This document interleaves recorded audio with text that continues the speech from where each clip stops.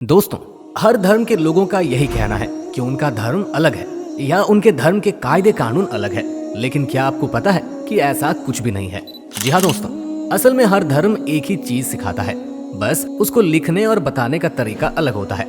आज की इस वीडियो में हम ऐसे ही कुछ दो धर्मों की समानताओं और फर्क को जानेंगे। दोस्तों, वैसे तो हिंदुइज्म को मानने वाले हिंदू धर्म के लोग इसे हिंदू धर्म नहीं बल्कि सनातन धर्म कहते हैं, जिसका मतलब होता है यूनिवर्सल लॉ, यानी कि प्राकृतिक नियम। साफ शब्दों में कहा जाए तो सनातन धर्म को मानने वाले लोग ब्रह्मांड के नियमों को मानते हैं और इसी तरह वो हिंदू कहलाते हैं। जबकि अगर हम इस्लाम धर्म की बात करें तो इस्लाम एक अरेबिक शब्द है जिसका मतलब होता है परम शांति के प्रति खुद को समर्पित कर देना, और मुस्लिम शब्द का मतलब होता है भगवान पर विश्वास करने वाला। इसीलिए मुसलमान केवल अल्लाह पर विश्वास करते हैं और उन्हें ही सबसे ऊपर मानते हैं। दोस्तों, इस्लाम धर्म को पैगंबर मोहम्मद ने मक्का में 7वीं शताब्दी में स्थापित किया था। वहीं हिंदू धर्म का ओरिजिन इंडियन सब कॉन्टिनेंट में प्री क्लास एरा 1500 से 500 बीसी में माना जाता है, लेकिन अभी तक इसकी कोई पुष्टि नहीं हुई है। अगर हम इस्लाम धर्म को मानने वाले लोगों की आबादी के बारे में बात करें तो इसके लोग दुनिया भर में फैले हुए हैं। एशिया से लेकर यूरोप तक आपको मुस्लिम देखने को मिल जाएंगे। अगर हम इनके भगवान या फिर अल्लाह पर विश्वास के बारे में बात करें तो दोनों ही अलग अलग तरीकों से अपने ईश्वर को मानते हैं, क्योंकि हिंदू धर्म में तो अलग अलग तरह के देवी देवता मौजूद है, लेकिन जिनकी संख्या लाखों करोड़ों में है। पर अगर हम हिंदू धर्म के 3 सबसे अहम ईश्वर के बारे में बात करें तो वो है ब्रह्मा, विष्णु और महेश। ब्रह्मा बनाने वाले, विष्णु इस पूरे संसार को चलाने वाले और महेश यानी कि लॉर्ड शिवा इस ब्रह्मांड का अंत करने वाले। जबकि इस्लाम धर्म में एक ही गॉड को माना जाता है जो कोई और नहीं बल्कि अल्लाह है। इन्हीं को बनाने वाला, इन्हीं को चलाने वाला और इन्हीं को बिगाड़ने वाला सभी का दर्जा मिला हुआ है। उनकी सबसे बड़ी खासियत यही है कि वो ना किसी को अल्लाह के आगे समझते हैं, ना ही किसी को अल्लाह के पीछे समझते हैं। इनके लिए अल्लाह का दर्जा सबसे ऊपर है। दोस्तों, हिंदू धर्म में ऐसा कहा जाता है कि लोगों का पुनर्जन्म भी होता है, मतलब जो एक बार मरता है वो दोबारा जरूर पैदा होगा। लेकिन इस्लाम में ऐसा कोई कंसेप्ट नहीं है। वो अपनी जिंदगी को पहली और आखिरी मानते हैं। वो मानते हैं कि इसके बाद उन्हें कभी भी जिंदगी नहीं मिलेगी, इसलिए वो अपनी जिंदगी उस रास्ते पे चल के गुजारने की कोशिश करते हैं जो कुरान में लिखी है। अगर उन्होंने इस जिंदगी में कोई गड़बड़ कर दी तो ऊपर वाले के पास जाने के बाद जब उनके पाप पुण्य का लेखा जोखा लेकर उनको सजा दी जाएगी तो वो सब कुछ इसमें शामिल किया जाएगा कि उन्हें अपनी गलतियां सुधारने का दूसरा मौका मिलेगा।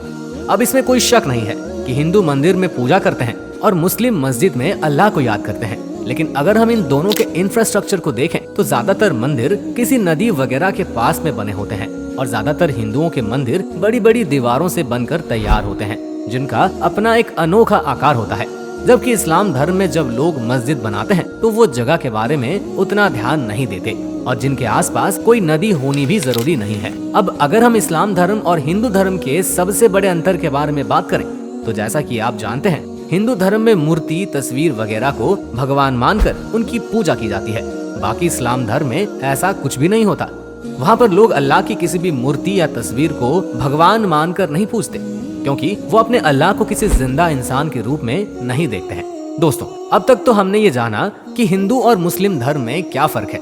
अब चलिए जरा ये भी देख लेते हैं कि दोनों धर्मों में समान बातें कौन कौन सी हैं। अगर हिंदू धर्म की बात करें तो इसमें देवताओं को आप 2 कंसेप्ट से समझ सकते हो, जिसमें एक है शगुन ब्राह्मण और दूसरे पर है निर्गुण ब्राह्मण। भगवान को पाने के लिए एक इंसान को पहले सगुन ब्राह्मण यानी अपने अंदर भगवान की छवि बनानी होती है और फिर शगुन ब्राह्मण यानी छवि पर अपने मन को एकाग्र करके ध्यान लगाने से हिंदुइज्म के मुताबिक भगवान की प्राप्ति हो जाएगी। और सगुण निर्गुण ब्राह्मण के इन्हीं कंसेप्ट से आइडल वर्शिप का जन्म हुआ है, यानी असल भगवान को पूजने के बजाय उनकी मूर्ति और तस्वीर को पूजना, जिससे आप रियल भगवान को हासिल कर सकते हो। यही नहीं, भागवत गीता में कृष्ण भगवान ने अर्जुन से कहा था कि उन्हीं से सारी दुनिया की हर चीज बनी है, हम इंसान भी। और यही बात आपको कुरान के मुताबिक जानने को मिलेगी, जिसमें ये साफ साफ लिखा हुआ है कि उन्होंने इंसानों को बनाया है, यानी इंसानों को अल्लाह ने बनाया है। और कुरान में आपको शगुन ब्राह्मण और निर्गुण ब्राह्मण का भी एग्जाम्पल मिल जाएगा, यानी सभी को बनाने वाले अल्लाह के बारे में। अल अनहम 103 में ये लिखा हुआ है कि इंसान को बनाने वाला अल्लाह किसी की नजर में नहीं आते, लेकिन उनकी निगाह में सब आते हैं। वो सबसे परे हैं और वो हर जर्रे में यानी हर जर्रे में रहने वाले अल्लाह इंसानों के अंदर भी है, जिसका मतलब है कि एक शगुन ब्राह्मण इंसानों में भी है और इसके साथ ही यहाँ उनको सब नजर आता है। ये कहकर अल्लाह ने निर्गुण ब्राह्मण होने की भी बात की है।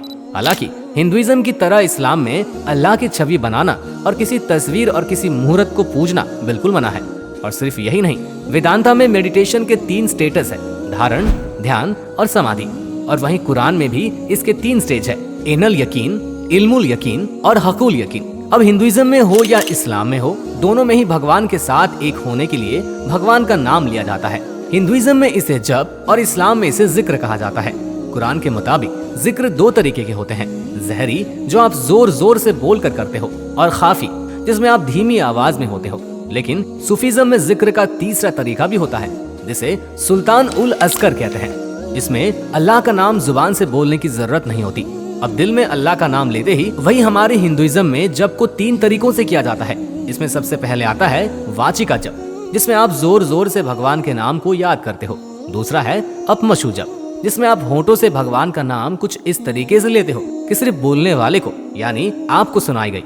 और तीसरा तरीका है मानसा जप, जिसमें आप अपने मन में भगवान के नाम लेते हो। दोस्तों, आपको बता दूं कि मुसलमानों का सबसे पवित्र स्थल मक्का सिर्फ इस्लाम में यकीन करने वालों के लिए नहीं, बल्कि हिंदुओं के लिए भी एक पवित्र जगह है।